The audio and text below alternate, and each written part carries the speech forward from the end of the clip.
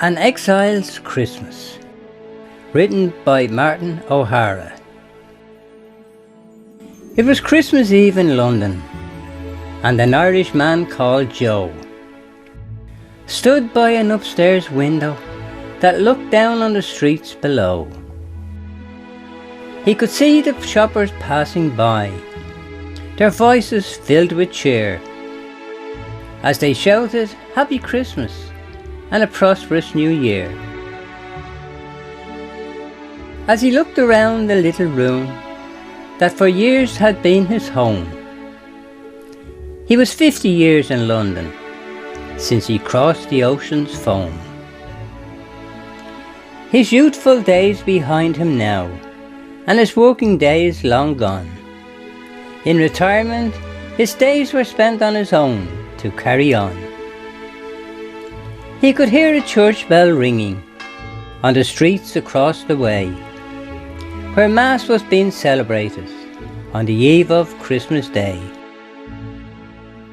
Then a choir started singing, and the strains of Silent Night came drifting through the window into Joe's flat on that night.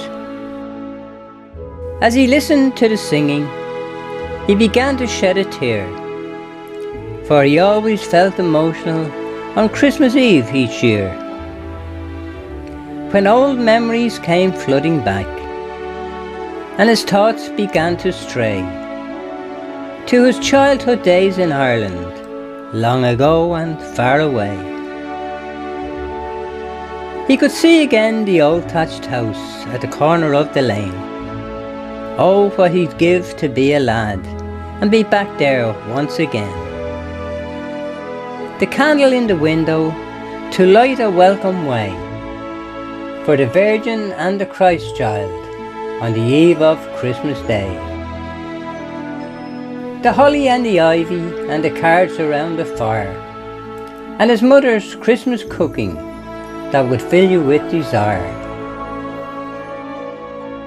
The boxes left for Santa Claus in the hopes that he would call, with the toys to play on Christmas Day, the happiest times of all.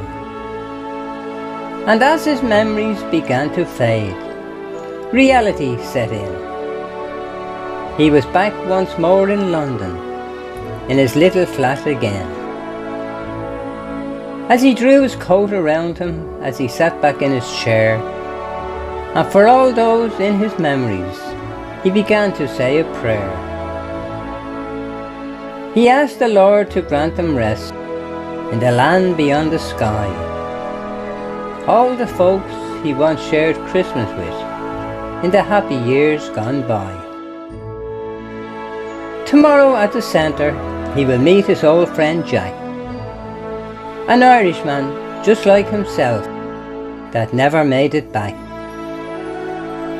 They will have their Christmas dinner and a glass or two of beer, and they join their old acquaintances and the friends they love so dear.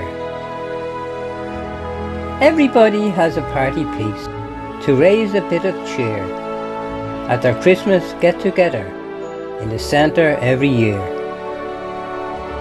So to all our Irish exiles in lands far off and near, the blessings of this Christmas time we wish you all this year.